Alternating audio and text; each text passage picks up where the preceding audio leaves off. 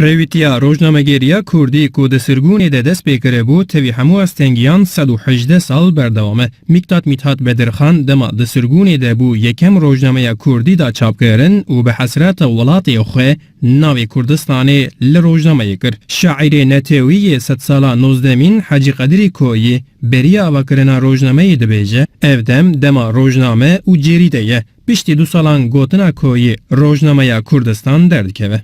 Rojnameya Kurdistanê ji sürgûnê wer digere tê Stenbolê, li Stenbolê dest bi rojnamegeriya Kurd dibe wê çaxê hem pir ziman hem pir deng hem pir rewşenbîrî çêdibe. Wê demê Stenbol ku paytexta Osmaniyan bû, ji bo weşangeriya kovar û rojnameyan wek hêlîna rewşenbîrên Kurd bû. Bi taybetî deverên Sîrkecî û Baba Alî navên da çapemeniyê bû.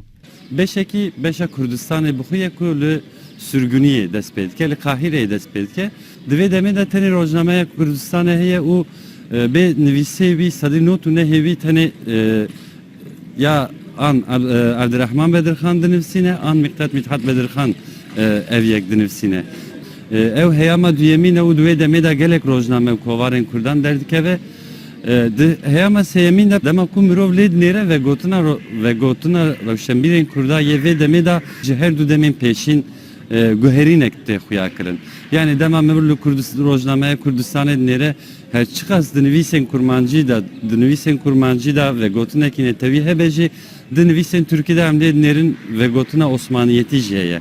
Weke xudiyê wî rojname jî di Sirgûnê de bû. Belevkirina rojnameyê li ser xaka Osmaniyan hate qedexe kirin û bi dizîka digihîşt destê xwînêran. Mirov dikare bêje rojnamegerî tenê ne rojnamegeriye her wiha warê hunerê de warê sinetê warê nivîsê de gelek giringiya wî ji bo pêşveçûna wî hem milletê hem ziman heye.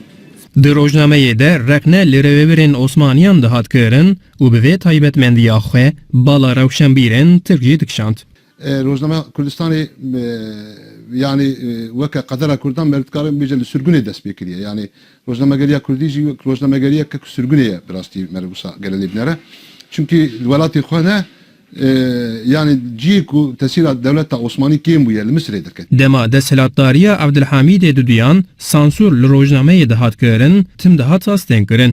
Rojnamegeriya Kurda û rojname kovareke derketine tev ser fedakariya insana meşiyane. Yani va insanana ji imkanê xwe ji heyata xwe ji perê xwe ji imkanê xwe fedakarî kirine û ev tişt kir.